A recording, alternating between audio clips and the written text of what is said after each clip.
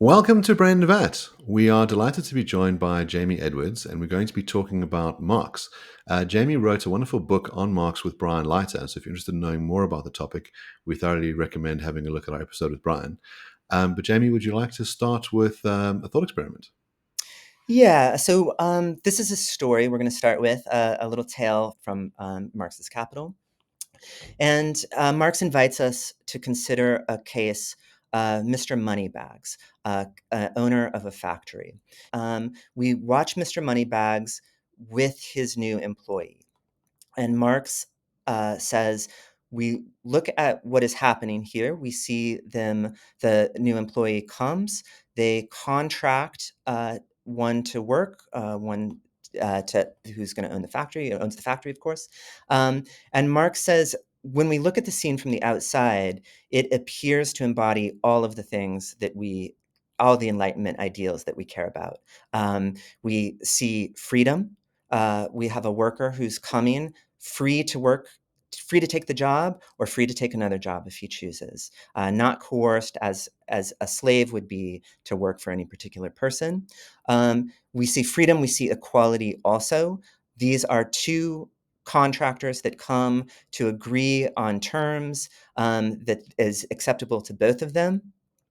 And things seem great, but Marx says what this is as soon as work starts, obviously the factory owner is now benefiting from a worker who is working on a factory line, doing terrible work, long hours under abusive situation for starvation wages. And so Marx, this is a spoof story he's telling us, but the interesting bit about it for Marx is he wants us to see here we have both a case of class struggle. There are two classes. The class division itself, though, is concealed to the workers. Again, they appear as free and equal citizens contracting. Um, and and in addition to this class struggle that is being concealed by looking at what seems to be people of free and equal standing, Marx also thinks there's a dimension of what he thinks of as ideological belief, a crucial part of his thinking, which is it might appear to an outsider that what is going on is really free and equal exchange, but it might appear to the worker himself that he is a free and equal member of the society, contracting on reasonable terms. Where really what Marx thinks is going on, and he thinks it's obvious, is that we have one person who is in a massively favored position and another person who is working on pain of starvation or homelessness to work under miserable conditions. But so we have this class conflict tension, and we also have this question about the worker himself not realizing what is going on, and us looking on the outside as cheerleaders of the capitalist system, not seeing what we have is roughly wage slavery, something not so much different than the coercion you saw under classic slavery. Um, so maybe a good question to ask then is what these classes are, to flesh out what Marx thought these classes are that are in struggle. Yeah, good. So class struggle for Marx is going to be crucial to the story, right? Marx wants to understand how a society works at a given time, and he also has an account of how things change over time, historical epochal shifts, right? So class is at the heart of this. This is the motor for Marx. So first, we want to understand what class is. Then we need to have an account of what the ruling class is, and then we need to have an account of the working class, which Marx thinks plays this historical role. So the first thought is simply that Marx thinks once a society reaches any kind of developmental level, I mean, even earlier societies, he saw this. He thinks a class division emerges, right? And so the question is, what does he mean by class? He thinks classes emerge and classes are pit against one another.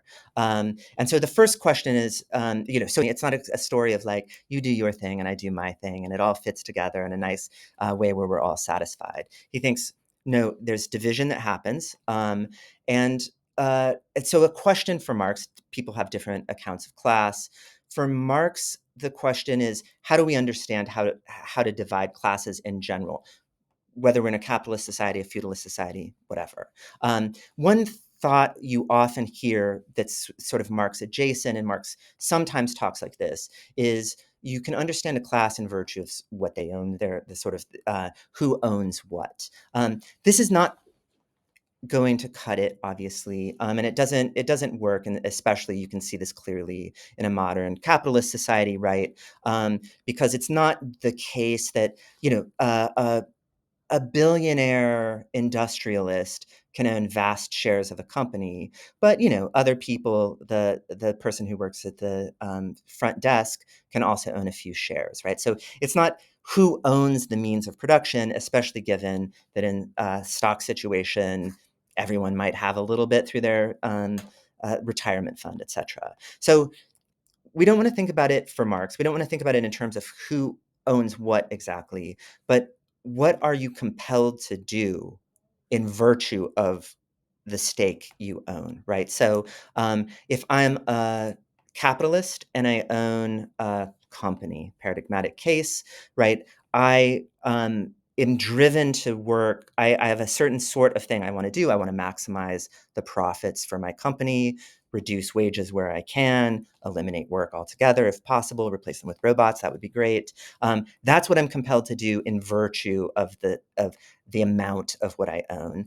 If I'm a worker at a factory, even if I own a bit of stock in it, if I don't own enough stock to retire on it, if primarily what I own is my capacity to work and to sell that labor, even though I have a bit of a retirement fund, what's really going to explain my role in the economy is the fact that I sell my labor, and I want to do so for as high of wage as possible, working under the best conditions I possibly can. So this is the rough idea for Marx is how we're going to demarcate class. He's not giving, it's important, as philosophers, we often are, look for necessary and sufficient conditions and gray areas. Marx is not in the business of giving necessary and sufficient conditions. He himself says there are gray areas that that frustrate conceptual precision. But what he's looking for, and I think what would make the account work, is, are there enough members of paradigmatic cases to explain the sort of historical development that he's looking for, right? So, okay, so that is roughly how he's going to demarcate classes. He also thinks it's true, so this is the first bit, to define a class. The second important point for Marx is he thinks in every epoch, generally, a ruling class emerges. And a ruling class for Marx is essentially the class that has the most economic power in a given society.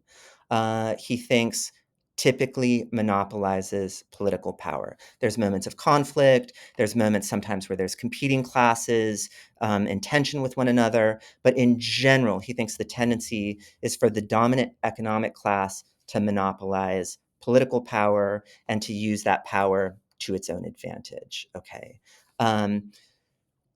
This is the story that he thinks it was true. The kings did this. The industrial capitalists were able to wrest power away from the kings and become the new ruling class, etc. This, he thinks, is a through line. Then we get the third major bit for the theory, which is the protagonist of his story, the industrial working class. And he thinks this class plays a special historical role. There's been beaten down classes before, but he thinks that the industrial proletariat is in a special condition historically. And this is part of his work is, in some registers, he wants to just note this descriptively as happening.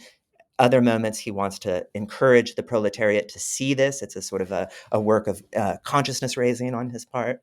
But he thinks the working class is in a special situation because it's a vast class. It's not the only disenfranchised class, but it has certain characteristics that favor it historically. It's a vast class.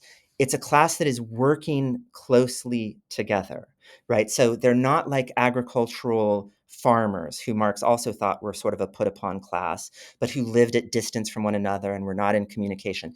The working class is a class that is vast in number, organized, working close together, and also because they're close up, he thinks they see that they are making the stuff that is enriching the factory owners. I mean, think factories in the paradigmatic case. They're enriching the factory owners. They see this happening. They see that it's their work doing this. So, and because of the dynamics of capitalism, he thinks that these factory owners are increasingly immiserated. But because they're close up to the production, they see that this immiseration is not, the fate God gave them or something like this. They see that they are producing together great amounts of wealth and not enjoying the benefits of it. And so he thinks this is a class that is created by the capitalists. This is why he, has these passages where he talks about, the new order, being born and because of the, capitalism gives rise to its own gravediggers. But so this for Marx, he thinks is important. And so, we can think of sort of like the classic, I mean, again, paradigmatic cases, and we can talk about how much we're in the paradigmatic cases these days, et cetera. But for the paradigmatic cases, right, think the the strikes that happened, in the 20s and 30s, right, where factory workers thought, we're doing everything. All we need to do is lock the bosses out, and we run everything. We're doing it all anyways. Why not take the benefits for ourselves, given that we're doing everything? And Marx just saw this happening on a system-wide level. And so this he thinks is going to be a transformative thing, because this is going to be the class, and then in his optimistic, semi-utopian moves, right? He thinks this is the class, given the productive powers that capitalism has given us, where it's totally unnecessary to toil away without living a satisfying life.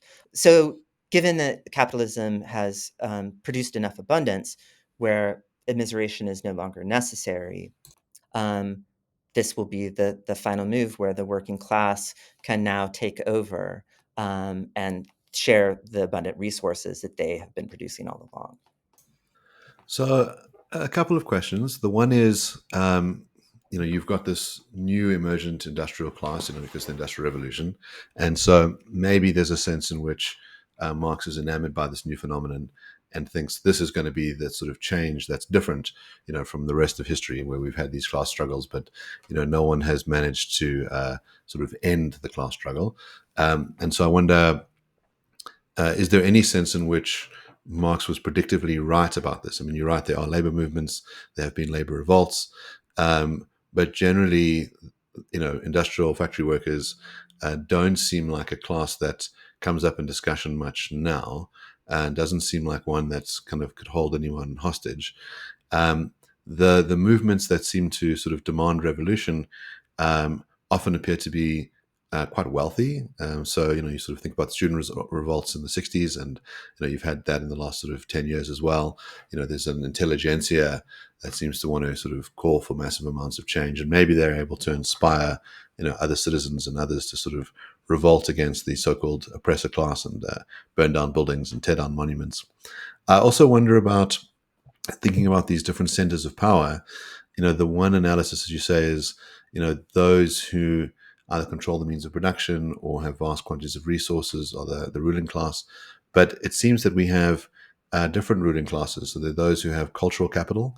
So we might think that academic elites and media elites, have a kind of cultural sway, and businesses, might have lacked that, but have some other kind of power.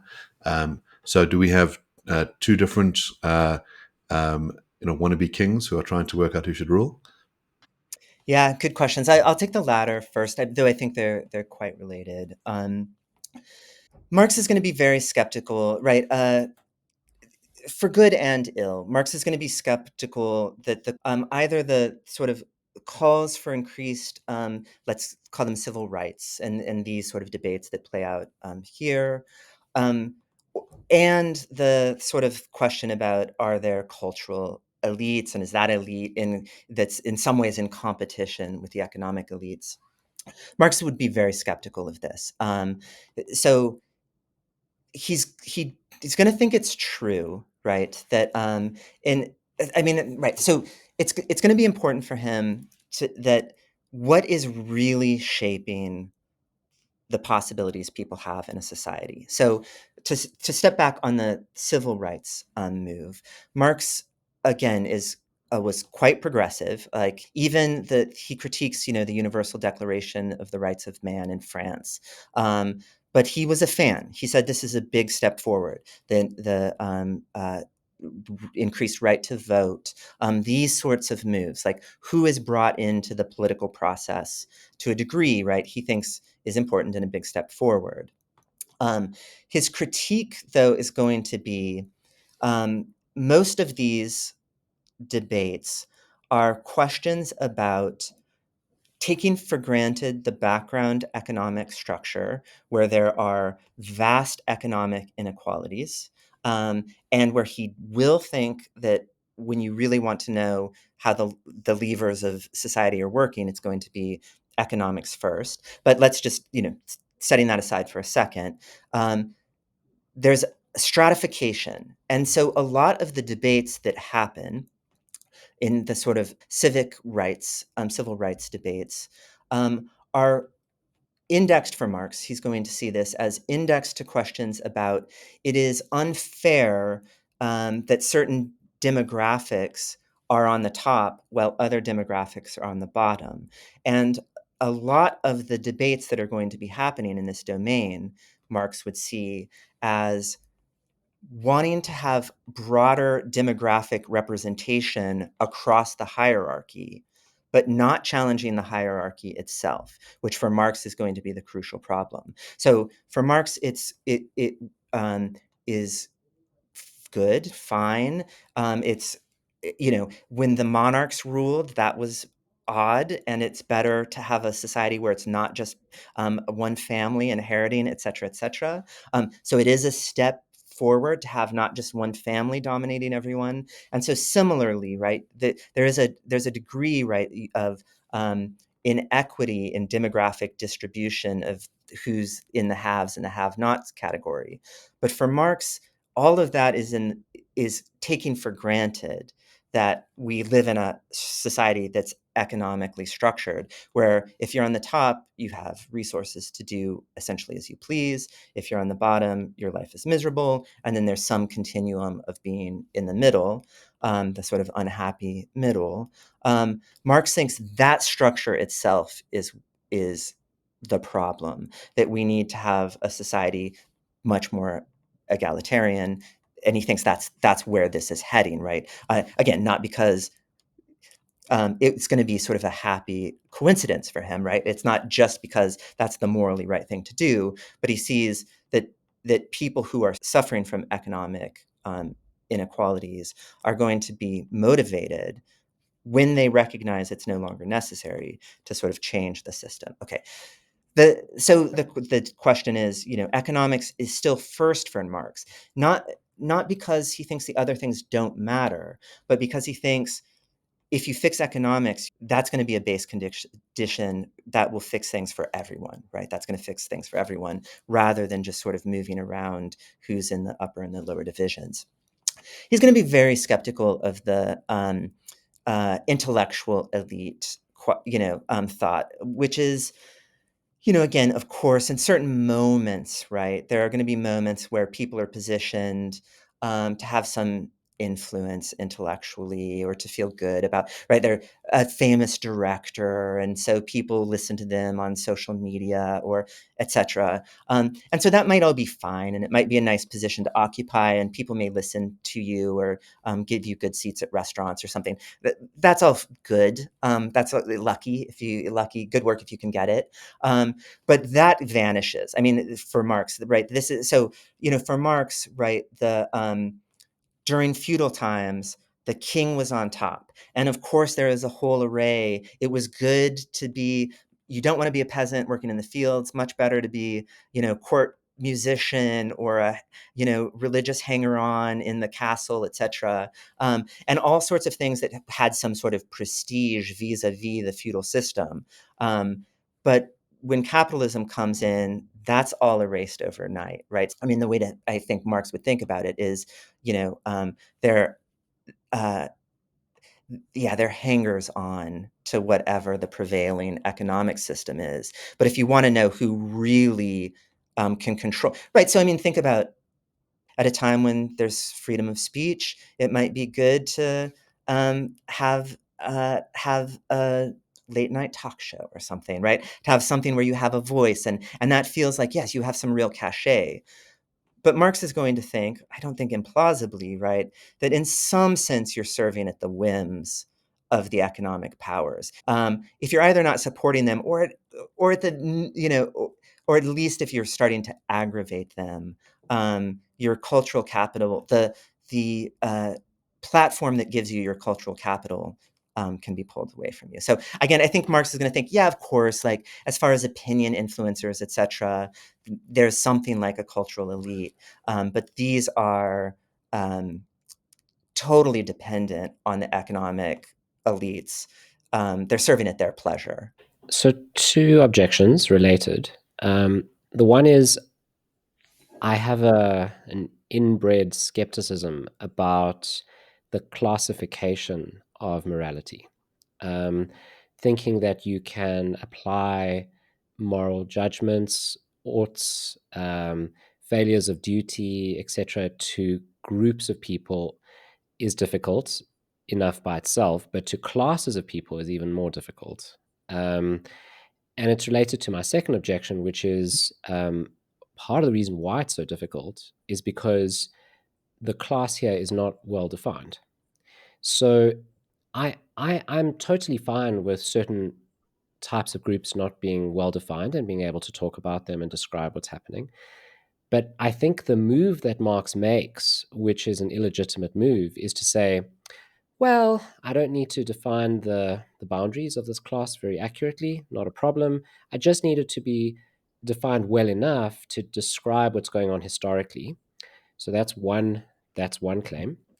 Second claim is I'm going to draw a lot of implications about what should and shouldn't happen from that situation. In other words, my moral stakes are going to start to rise as I expound my theory, as I expound my ideology.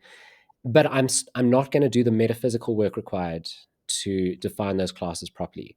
And you might think I'm just being a stickler here. You might think, well, it doesn't matter too much.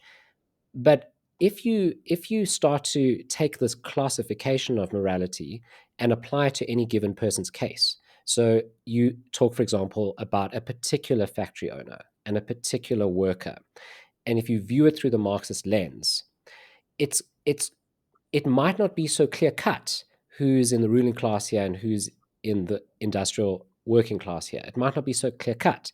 Maybe, as you say, the worker has some shares in the business. Maybe he's not a full time employee, but a contractor.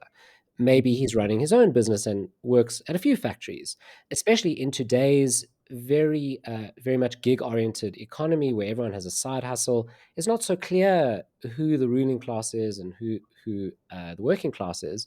Um, but we want to apply this incredibly stringent morality to these different classes without really knowing who fits into them. And so I think it's all fine and well to be sort of vague on the metaphysics, but once you start to raise the ethical stakes, the moral stakes, then you no longer have that privilege, that luxury. You have to start giving necessary and sufficient conditions, or at least sufficient conditions. Um, is this person part of this group or part of that group? Mm-hmm. This is again a little bit of the thorny thing with Marx. Marx is rooting against the capitalists. Clearly, he thinks they're vampires. He thinks they're et cetera, right? So he definitely judges them harshly. At the same time, he would want this. This is not a moral story he's telling. I mean, we can talk about whether he can get away with this, etc. But right, so he's rooting against them. Definitely, He loathes them. They did their work, gotten the productive capacity up. But it's not a moral story. It's not a story of these are the bad guys and these are the good guys, though Marx thinks those are the bad guys and these are the good guys. But that's him as a cheerleader on the side, right? But the official story is not such. And the official story, and this gets to your second one, and again, it's a fair question. But he would resist thinking we need to clearly demarcate classes because we need to be able to have a clear, like, that's a good guy and that's a bad guy. That's not the story. So the story is going to be for him, and again, it's going, we'll have to see if we find this plausible, but the thought is there are sufficient numbers of the paradigm cases to explain the historical change. So we can come back to that. But this is a story about, given people's psychologies, right? I'm a worker and it's not about, somebody telling me a moral story. It is about, I'm working in the factory. I'm making this stuff. I'm making it with you guys. I'll enlist you on the team here. I'm making it with you guys. And we're getting immiserated. We're seeing what we're producing. We're seeing the guy drives up in the Ferrari, takes the money to the bank or whatever, and we are living paycheck to paycheck. And so it's true that you might think that's unfair, that's unjust, et cetera, et cetera. And I think Marx secretly on the side thinks that's right. But that's not the story that's going to drive us to change. We're going to be like, it need not be this way. Our life is miserable, and it need not be miserable if we just take over this factory. And so it's a psychological story, right? And again, we might think all sorts of things to ourselves, like, this is unfair, this is unjust. But primarily what we're going to think is, I'm hungry, I'm doing the work, this guy's benefiting, and it need not be this way. There's no reason for it to be this way. So it's not a moral story, and we don't need to carve up the classes in order to say who's the good guy and who's the bad guy. We still need to carve up the classes to tell the psychological story. So this is where your question does return, right? Is Marx giving us enough paradigm cases that are going to explain why we're going to revolt? And it might be the case, right? And again, if it's so spread out, right? If we're so spread out through the hierarchy in terms of what we own and what our, like, I'm frustrated and I'm miserable and it's terrible. You are a little miserable, but you've got some dividends coming, so your life's not so bad. Whatever, right? Like, if we're all spread out, then it's going to be a problem. Again, we're not telling a moral story. We're just telling, in light of how things are going for us, are we going to be incentivized to make a better practical life for ourselves or not? And if it's totally diffuse, and if the categories are just completely, we're randomly distributed throughout the hierarchy, then probably not, right? Then there's insufficient numbers.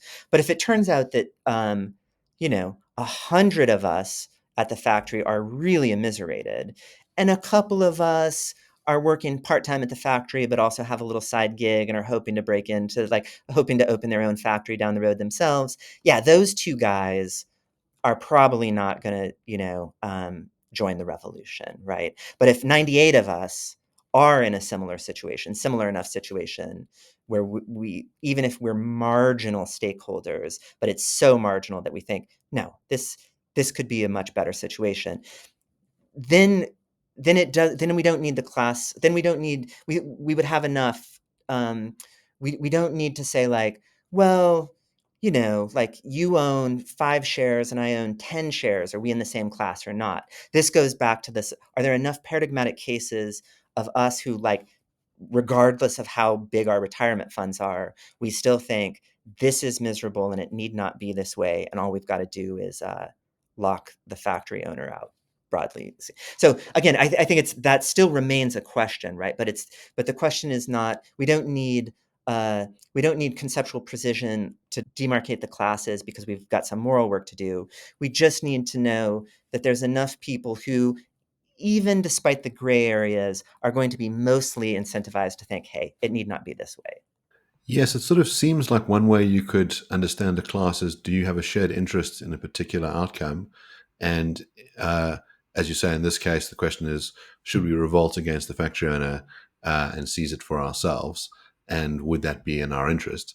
And you could sort of divvy up a class in that sense. I mean, one way in which class is used in litigation is you have class action lawsuits where you say, let's say, for example, did you take this medication? Did you have these side effects? The individuals, are going to be very different from each other, but they have this one thing in common, which is we all got cancer from the drug, maybe different kinds of cancers, but it's in our interests to pool our funds together to sue the pharmaceutical companies so that we can, gain this benefit. And I suppose that's one way in which the class struggle kind of ensues, is working out, do we have a collective interest? There's something I want to return to, which is in your initial case, you sort of set up the idea that it shows us the notion of a class struggle, and the other one is it shows us that we can have an ideological structure. In this case, let's say free market capitalism, where we say, well, all the parties entered into this arrangement freely, and actually that's a cover for a class interest, that it suits the factory owner to sort of espouse these notions because it suits him individually and maybe suits people like him. Can you tell us a bit more about Marx's views on ideology? Two things to sort of say just right up front. So Marx makes these quite bold claims, right? He says ethics, politics, economics, philosophy, etc., are ideological. Where for Marx, that is almost always a pejorative term. Okay, and so he is thinking broadly, right? He has this view that a lot of the sort of thoughts that gain prevalence at a particular epoch are ideological. Okay. What does this mean? It means for Marx, again, he doesn't do a great job of giving us necessary and sufficient conditions right up front. So some of the work is going through the numerous cases that he uses throughout his life and piecing together what is sort of the through line. And Leiter and I argue, and I argued in my dissertation, that the through line is roughly the following: that ideological beliefs have three components. There's an epistemic component, namely some core of the beliefs are false. Not all components of the beliefs are false, right? There's many true. Any constellation of beliefs is going to have some true beliefs, like we're here in this world together, or whatever, right? But there's going to be something that can be something non-trivial that you can look to and say, "Hey, this is false." Okay, so there's an epistemic component. Marx is also interested. He always gives what we call a genetic component, which he's very interested in how these beliefs came to be. This is important for him because it's not just a story of propaganda, right? It's not just the story of like, we the capitalists have gotten together and cooked up some delicious tall tales to dupe the masses. Most of the cases are not like that. He thinks often the capitalists themselves believe this. So there's going to be something in need of explanation, which is, or the economists, who he sometimes thinks are just pure tools of the capitalist class, but often there are people that he thinks of as doing sincere work and still producing these false beliefs. So and that requires explanation, certainly, right? How could it come to be? And Marx will offer these sort of proto-social psychological cases that are roughly sort of bias. I'm explaining how we're biased in various ways. Okay, so epistemic component, the beliefs, some core of the constellation of beliefs are false. A genetic component, some story about how it came to be that this particular set of beliefs we're considering are false. And then crucially, a functional component, which is that the beliefs for Marx tend to support or sustain the interests of the ruling class we talked about earlier. So it's going to be some beliefs that have this component. They're false. They have an origin. There's an origin to be told about them, and they support the interests of the ruling class. Okay, so each of those components obviously requires to be spelled out a bit more, but that's roughly the view of what an ideological belief is, right? So in the case of Mr. Moneybags that we started with, right, what Marx thinks is false there is that in any real notion of freedom and equality, that this is the phenomena that you're seeing. What you're seeing is actually a coercive encounter that appears under the guise of a free and equal encounter. So that's the false bit.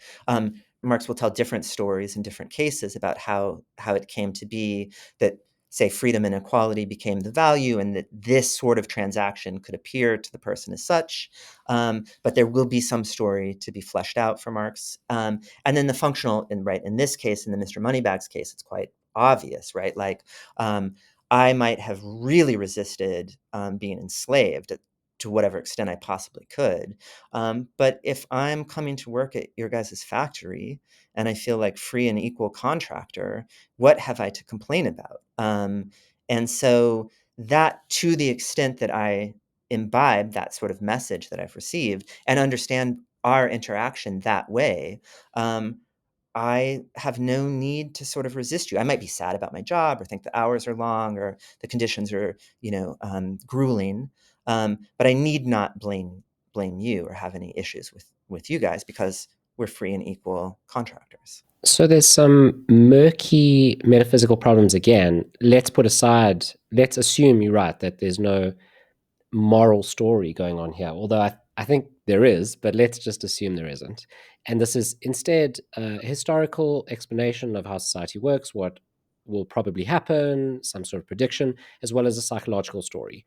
Um, I'd like to focus on the psychological story, these ideological beliefs that people hold, and I'd love to know who holds them. So there's some difficult questions to answer. So the one is it a particular Mr. Moneybags that holds it? It's lovely to couch the thought experiment as Mr. Moneybags because he's an ideal type. So it's very easy to ascribe to him these beliefs. But when we look at a particular factory owner, a particular member of the ruling class, does he hold these beliefs? Well, it seems like he might not, right? It seems like he might actually hold the opposite belief. He might be a champagne socialist, and there are a lot of champagne socialists. So he might be quite well off and believe very strongly in the importance of the Marxist struggle, and not hold these beliefs himself. And yet, a Marxist would look at his lifestyle and the company he owns that employs people and say, well, you do hold these ideologies. And he'd say, well, but I don't hold these ideologies. And the Marxist would say, but your class of people does. So is it the class that holds the ideologies and not the individual? If that's the case, it seems like there's a group mind that holds these views, which is very fluffy, very weird. And most social ontologists will balk at the idea of like a group mind.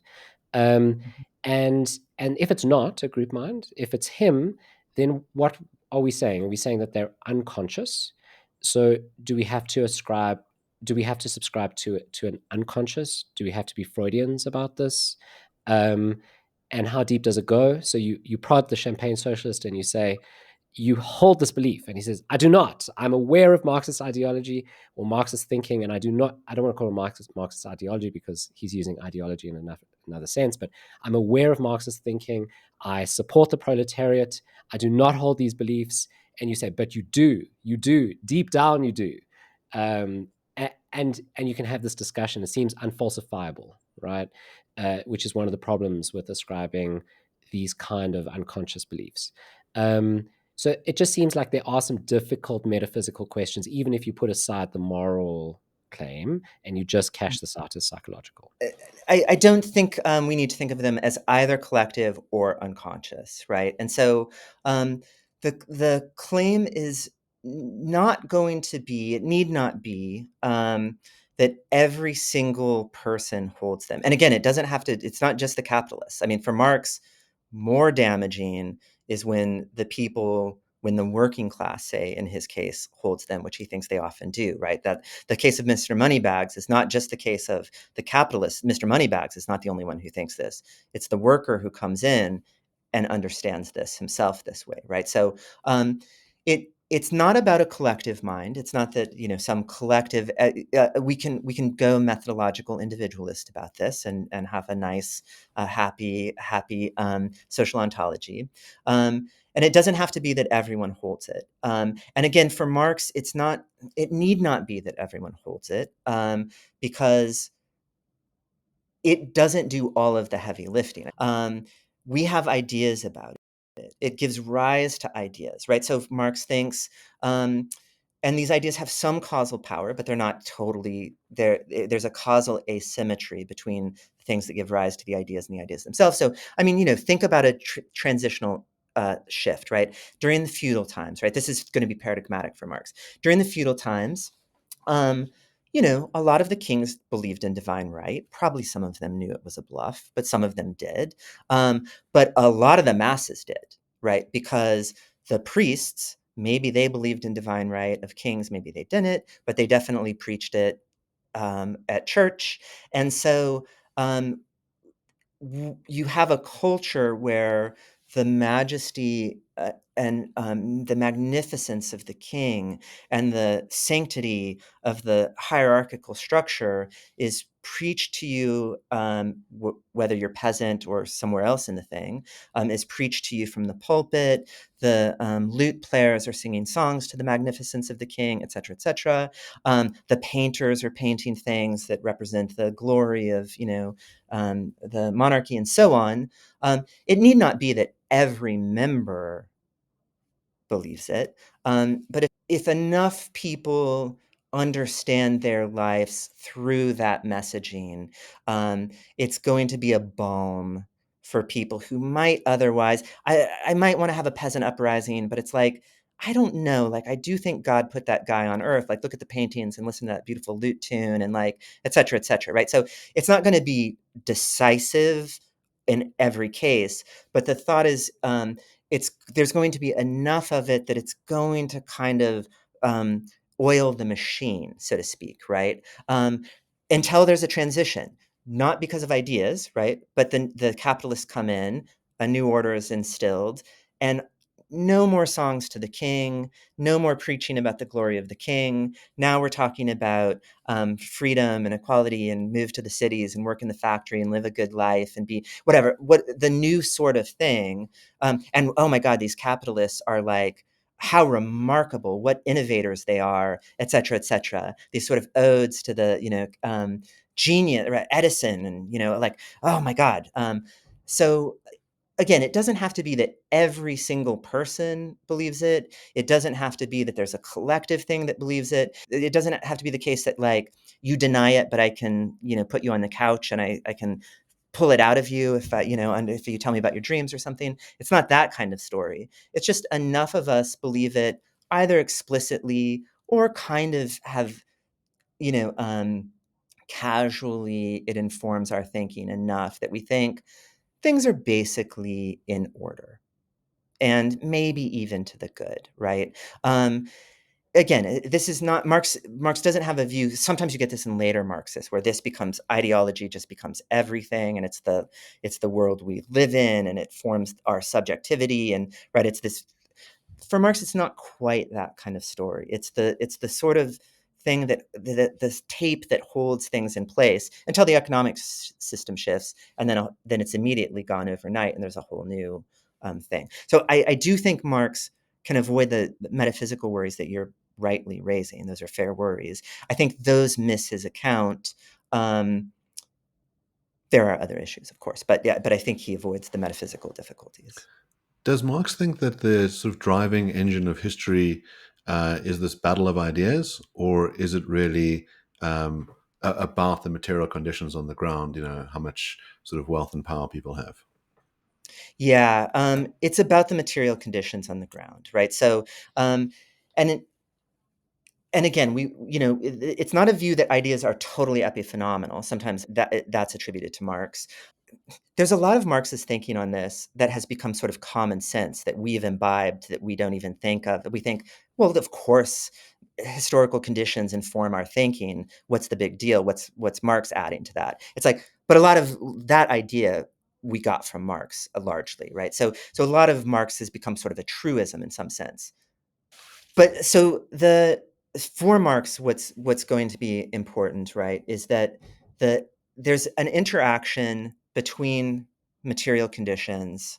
I mean, this is to speak very abstractly, right? There's a causal interaction between the material conditions and the ideas, but a causal asymmetry. And I think the way to flesh this out is, again, just to go back to sort of what we were just saying about the feudalism to capitalism transition. In the feudalist period, right, it's not in the chicken and egg story. The first bit is some guy seized control and established his kingdom, and then that's crudely put, right, and then set about organizing things in such a way that I now set up the church, and you go preach my message, and I have my musicians who spread the music, etc. And so that's the sense in which the economic base determines these ideas, right? I have seized economic control, and now I set about roughly establishing a culture. Not all cabal style, this is my intention. It's just, it comes about for mechanisms that we could get into, but it comes about that I sort of establish a culture that might seem to be neutral, but upon inspection, we see is really about valorizing the prevailing social order, right? And so those ideas, again, so that's the sense in which, the material conditions, namely I'm the king, determine the ideas. Now I set up things that are favorable to my ideas. Again, not every idea is determined. You might be a random peasant who thinks like, hey, why do we need a king or whatever? And so that it's not that idea is an impossible thought for some peasant to have, but if that thought occurs to you, I'm going to make sure you don't ever get in a position to spread that too much. And for a lot of the peasants, that thought will never occur because, again, they're imbibing the messages of, the world is as it should be and all is in order, right? When a new economic force, a major economic force comes in, the capitalist comes. And again, feudalist is an agricultural society. So a world historical economic transition happens. Then overnight, hundreds of years of odes to the king disappear and a new culture emerges. And again, Marx is going to think, if in the same way that we could look at the sort of culture that emerged around the feudal times, if we look, though it seems neutral and it seems the poems are about whatever, and the philosophers are talking about whatever they want, et cetera, we can see that in central ways, that these are things that either are odes to the prevailing order, or at least don't question it too much. So clearly, Marx has had a huge impact on future thought and modern thought. How have his ideas evolved? Have they managed to steer clear of the moral story? Have they continued to do so, or have modern day Marxists really brought hook, line, and sinker into it? And you can hear my views that they have. Um, and how do modern Marxists differ from the original Marxist thought? Yeah. So, I mean, there's a lot of traditions, right? So I'll pick some through lines. And of course, that means leaving out lots of other lines that have developed on so mainstream, right? If you're taking a Marx intellectual history class of Marx in the 20th century, that's the sort of story I'm focusing on here.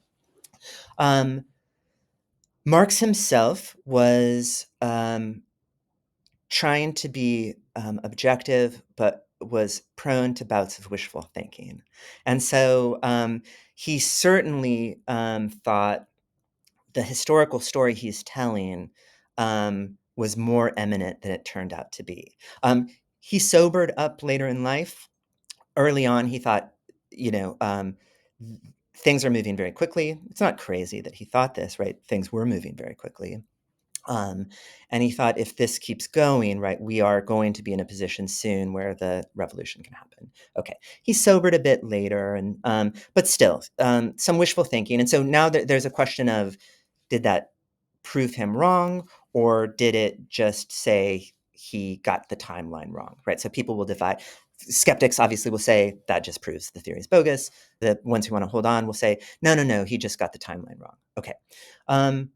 But what does happen is what is known as Western Marxism, a loose post hoc ordering of some figures. We're struck by the fact that the revolution didn't happen. And so one of the early moves is to start thinking, why didn't it happen? Right? So to take for granted, the timeline was not the issue. The issue was something kept the revolution from happening. And so you get a turn in various ways. You get this in Lukács, Gramsci, the Frankfurt School, these prominent figures, and in the early 20th century, thinkers who really turn to the ideological components of Marx. And they think, yeah, we need to really think through where I said in our discussion, the ideas kind of keep things in place a bit, but they're not going to hold everything in place solely. One sort of response is in the Western Marxist tradition, you get this thought of maybe they can, maybe they do. And so there's, to my mind, interesting, but it becomes a move away from Marx in the sense that starting with things that Marx did take seriously, ideological belief, you get a real interest in ideas having this real causal power. And in that tradition, you get a sort of a return to Hegel, a Marxist Hegelianism, where ideas once again sort of have pride of place in the theory. We still are sort of thinking of history in a Marxist lens, but we're thinking of ideas as having this efficacy more than Marx thought of them. And right, so this sort of returns us to some Hegelian thinking. There's Marx's writings on alienation that were not published in his life, the economic and philosophic manuscripts, are published. And in that generation, but also others, that influenced that generation, but it also influenced some other Marxist thinkers who thought, move away from the economy being primary and thinking, what's interesting here in Marx is the diagnosis of capitalism and the ills of capitalism. And then this is where you get, not exclusively, but definitely one of the main places where you start getting this return to Marx as a moral critic of capitalism, right? So people who are influenced by this thing are thinking, it's not a story about economics determining things. What's interesting about Marx is his account of what is wrong with the capitalist system, which becomes a point then about alienation and its ills. And this is kind of the mark of moralizing epoch of Marx. But again, where sort of the economic views have been thought, maybe that's not where the action is. And so it's something about the ideas in place, or his critique of capitalism, and so on. Well, Jamie, I want to say thank you for a really fabulous conversation. It's been particularly enlightening. And for those of you listening on audio or watching on YouTube, we'd love to hear your thoughts on Marx and whether you think that Marx is virtuous or villainous. And we highly recommend picking up a copy of the book that Jamie wrote with Brian Leiter.